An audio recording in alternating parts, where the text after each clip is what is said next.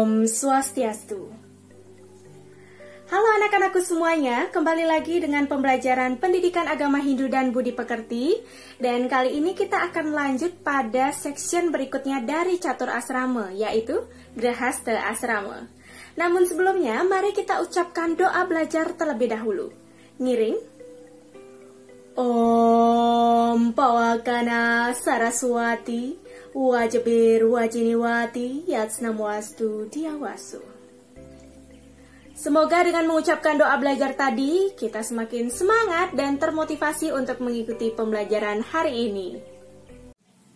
Grahastha Asrama diawali dari pengertiannya ya anak-anakku, berasal dari kata graha dan asta. Graha artinya rumah tangga dan asta itu artinya membina. Jadi Grahastha Asrama adalah fase membina rumah tangga. Yang idealnya itu berada pada umur 21 sampai dengan 50 tahun. Menurut Weda Smerti, Grahastha Asrama ini diawali dengan upacara pawiwahan. Nah, bagaimana upacara pawiwahan ini? Upacara pawiwahan ini disebut sebagai wiwaha samskara. Wiwaha samskara ini patut dilakukan antara mempelai laki-laki dan mempelai perempuan sebelum memasuki fase Grahastha ini. Diawali dengan mengikat ikatan lahir batin antara sang laki-laki dan sang perempuan. Jika diibaratkan dia sebagai purusa dan juga pradana. Dan dalam hal ini siapa yang dipuja? Yaitu Dewa Arda Nareswari dalam upacara tersebut. Nah, adapun 3 saksi yang melihat daripada pelaksanaan upacara tersebut. Apa sajakah itu? Di antaranya adalah Dewa Saksi. Dewa Saksi itu adalah beliau Ida Sang Hyang Widewasa dalam prabawanya sebagai Dewa Arda Nareswari. Kemudian yang kedua adalah Manusa Saksi. Nah, Manusa Saksi di sini adalah sang keluarga besar, baik itu dari laki-laki dan perempuan, termasuk juga prajuru adat ya. Anak-anak pasti sudah tahu bagaimana upacara pawiwahan itu berlangsung dan disaksikan oleh sang manusianya juga. Kemudian adalah Bukta Saksi. Nah, ini disaksikan dengan cara upacara Mabhyakala itu sendiri. Baik anak-anakku sekalian, apakah tujuan dari fase Grahastha ini secara umum? Ada yang tahu? Ya, yang pertama adalah untuk melahirkan keturunan atau yang disebut dengan sentana.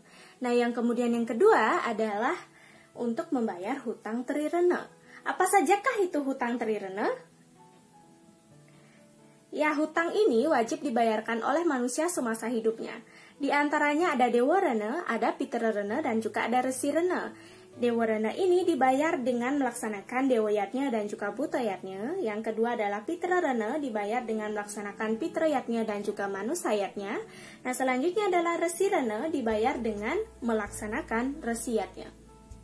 Kenapa membayar hutang trirena dalam fase Grahastha ini? Karena dalam urusan berumah tangga alias membangun keluarga itu, tentunya sang manusia itu melakukan kewajiban-kewajiban, salah satunya adalah melaksanakan pancayatnya ini untuk membayarkan hutang yang dia dapati selama hidup, yaitu trirena itu. Kemudian tujuan secara khusus dalam fase Grahastha ini, kalau misalnya kita kaitkan dengan catur purusa arta, apa ya? Kemarin anak-anakku masih ingat nggak dengan pembelajaran minggu lalu? Ya, diantaranya catur purusa arta itu terdiri dari Dharma, Arta, Kama, dan Moksa. Nah, di antara 4 tujuan itu, yang manakah termasuk ke dalam fase Grahastha ini? Dharma kah, Arta kah, Kama, atau Moksa? Benar sekali. Yaitu yang pertama adalah melaksanakan dharma, yang kedua untuk memperoleh arta, dan yang ketiga adalah untuk melaksanakan kama. Nah, mengapa demikian? Karena pada fase berumah tangga ini, pada saat dia membangun keluarga, maka umat tersebut patut melaksanakan kebajikan dan kebenaran di dalam mengayomi keluarganya. Yang kedua adalah untuk memperoleh arta. Mengapa memperoleh arta? Untuk hidup berkesinambungan, ya, perlu realistis juga gitu untuk mendapatkan materi agar bisa memberikan makanan yang sehat kepada anak-anaknya, kemudian memberikan hak-hak kepada istrinya, begitu ya. Dan masih banyak lagi ya. Arta itu berhubungan dengan kesejahteraan. Jika misalkan keluarga itu bisa sejahtera, maka keluarga itu bisa disebut sebagai keluarga yang sukinah juga. Ya. Kemudian yang ketiga adalah untuk melaksanakan kama. Nah, kama di sini adalah untuk melaksanakan keinginannya. Jadi selama fase berumah tangga ini tidak bisa sang suami itu menghendaki keinginan dari sang istri. Begitupun juga sang istri. Jadi mereka bersama-sama menurunkan egonya untuk melaksanakan keinginan mereka dengan visi misi tertentu, dengan komitmen tertentu, agar keluarga ini bisa sampai sejahtera lah istilahnya ya, sejahtera, sukinah bawantu dalam kehidupan berumah tangganya. Nah, itu tadi dari tujuan khusus dalam catur asrama, dan kita next. Setelah kita mengetahui 3 tujuan tadi, wah ternyata fase ini cukup berat ya ketika dijalani oleh mempelai laki-laki dan perempuan ketika ia tidak siap mental ya untuk membina hubungan rumah tangga ini.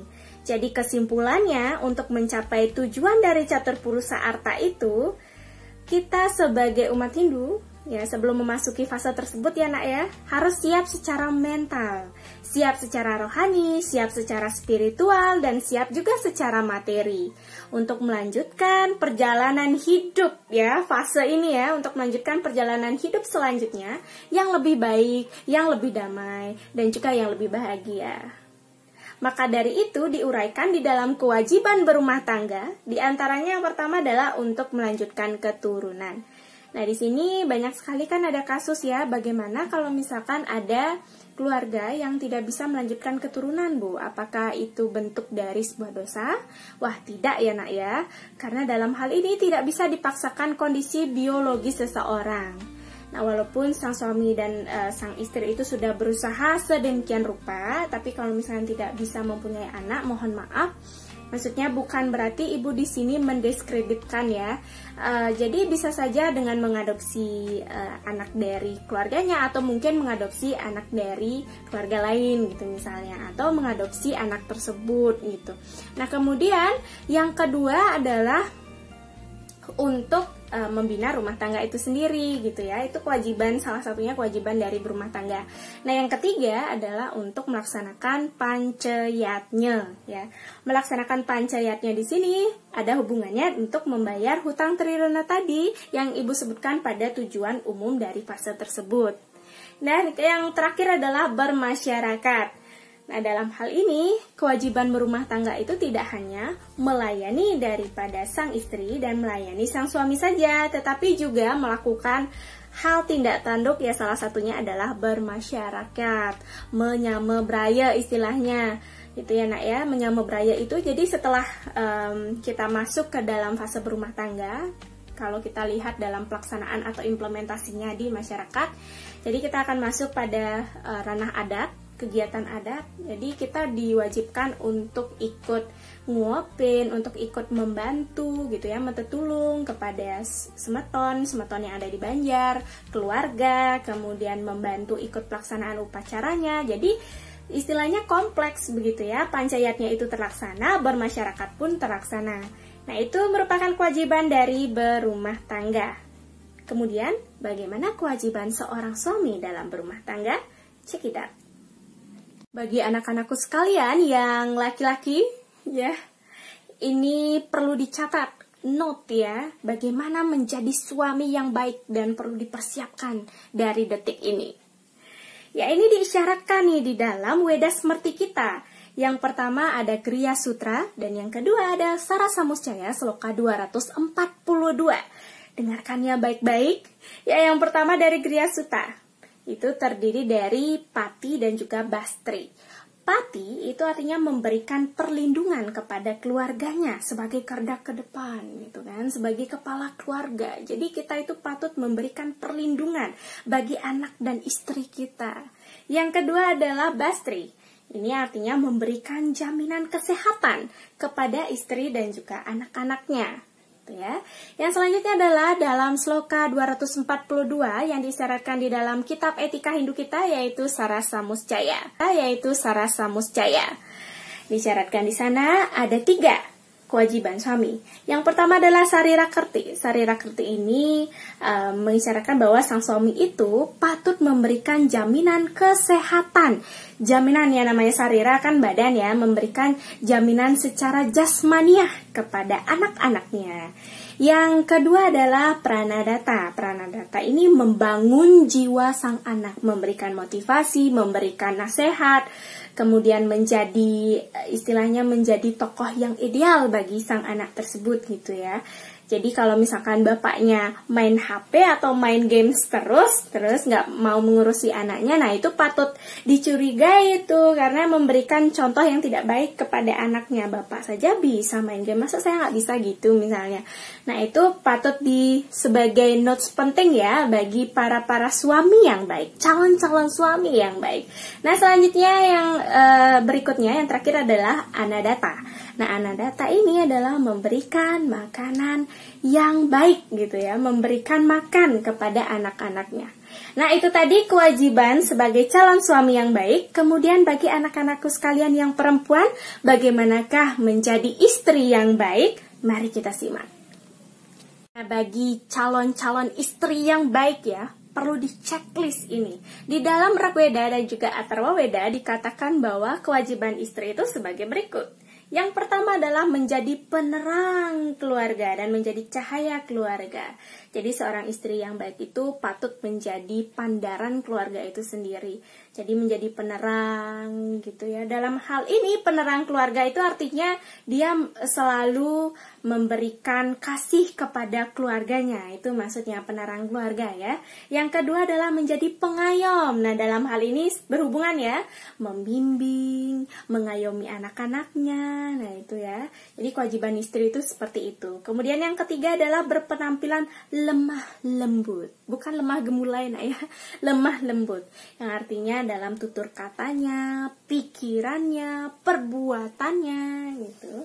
Terus berpenampilan lemah lembut selayaknya sebagai seorang perempuan. Nah begitu dikatakan di dalam Rigveda ya nak ya, dalam Atharvaveda. Nah kemudian selanjutnya adalah untuk melahirkan keturunan. Nah ini 50-50 sih sebenarnya. Kalau kita lihat dari implementasinya sekarang, kita tidak bisa memaksakan seorang wanita itu sebagai bentuk pabrik anak gitu kan, tidak bisa ya nak ya, tidak bisa sama sekali ya. Jadi kita itu perlu dihargai, kita juga perlu dihormati sebagai seorang wanita, tidak hanya sebagai badan biologis saja yang kita serahkan kepada suami kita ya. Nah kalau misalkan bisa melanjutkan keturunan, it's okay, itu sangat baik gitu. Kalau misalkan tidak bisa, ya tidak apa-apa, karena dalam hal ini kita tidak bisa memaksakan manusia-manusia lainnya. Nah hanya ini saja dimuat di dalam Weda Sruti itu ya nak ya. Nah selanjutnya adalah untuk melaksanakan yatnya. Dalam hal ini seorang istri ya patutlah setidaknya mengetahui tentang upakara, mengetahui tentang upacara. Dalam hal ini berhubungan dengan bermasyarakat nak ya. Kalau misalkan seorang istri bu, kalau misalnya ada yang tidak mengerti Banten, kemudian tidak mengerti cara melaksanakan niatnya itu bagaimana bu caranya, ya belajar gitu. Dan harus belajar. Kalau misalkan tidak belajar ya pasti tidak mengerti gitu kan, dengan keadaan yatnya yang ada yang dilakoni di masyarakat, di lingkungan suami begitu. Atau kalau misalkan nyentana di lingkungan sekitarnya begitu nak ya. Nah selanjutnya adalah untuk menghormati mertua, saudara, dan juga untuk menghormati ipar itu. Jadi seorang istri itu patut juga menghormati. Dalam hal ini menghormati dan juga menghargai. Bukan berarti menghormati itu tunduk, selalu tunduk, bukan ya. Artinya kita bisa menghargainya dengan cara berperilaku yang ya setidaknya sopan begitu ya, sopan santun kepada mertua, ipar gitu. Dan itu tadi kewajiban sebagai istri yang baik menurutnya Rigveda dan Atharvaveda, yaitu Weda Sruti kita. Nah, bagaimana kewajiban sebagai anak? Nah, ini juga perlu dicatat ya, sebagai keluarga yang utuh, kemudian sebagai keluarga yang menjadi penerang dari keluarga itu sendiri, itu perlu dicatat bagaimanakah kewajiban sebagai anak. Baik, kewajiban kita sebagai anak di dalam keluarga yang pertama adalah mencari ilmu pengetahuan dan terus menggali sampai ilmu pengetahuan itu berguna bagi diri kita. Sebelumnya kita sudah bahas di dalam Brahmacari Asrama tentang mencari ilmu pengetahuan itu ya nak ya. Kemudian yang kedua adalah untuk menghormati orang tua selaku ibu dan juga ayah kita. Jadi ini semua juga diisyaratkan di dalam Sara Samuscaya. Nah, yang ketiga adalah menjadi anak yang suputra. Nah, ini yang paling dominan dan yang paling penting. Suputra itu artinya, su artinya baik dan putra itu artinya anak. Menjadi anak yang baik, ya, degeng-degeng den. Bukan gitu ya maksudnya. Menjadi anak yang baik itu senantiasa menjadi kebanggaan keluarga, kemudian menjadi, istilahnya menjadi sosok yang ideal bagi keluarga itu. Bagaimana aja caranya kita sebagai anak itu menuruti tindak tanduk tindakan yang baik-baik saja, melakukan tindakan dharma saja, bukan adharma, ya. Dan kita pun masih belajar ya sampai detik ini anak ya, dan ibu pun juga masih belajar untuk menjadi anak yang suputra itu. Kemudian yang selanjutnya, yang terakhir adalah menyenangkan hati orang tua dan tidak berkata kasar kepada orang tua. Nah, di sini anak-anakku siapa nih yang sering berkata kasar sama orang tuanya? Jangan dilakukan kembali ya nak ya, jangan dilakukan kembali karena adanya orang tua membuat kita ada, dan bagaimanapun ya kesalahan orang tua, ya mereka tetap orang tua kita, dan kita sebagai anak kewajiban yang kita tahu dan yang kita perlu lakukan adalah menghormatinya dan menghargai orang tua kita. Nah, itu tadi pembelajaran Grahasta Asrama hari ini. Untuk menyimpulkan setiap partnya, mungkin anak-anakku sekalian bisa menyimpulkan secara pribadi dan secara individu ya. Nah, untuk tugasnya ibu sudah share di Google Classroom. Jadi cek Google Classroom-nya, jangan sampai lupa untuk mengabsen, dan jangan sampai lupa untuk mengerjakan tugasnya seperti yang dikatakan di dalam Sara Samusjaya tadi, menjadi anak yang suputra dengan cara mencari ilmu pengetahuan juga ya kan. Nah, itu tadi, mari kita akhiri dengan salam damai para mesanti. Om Santi Santi Santi Om. Suksema.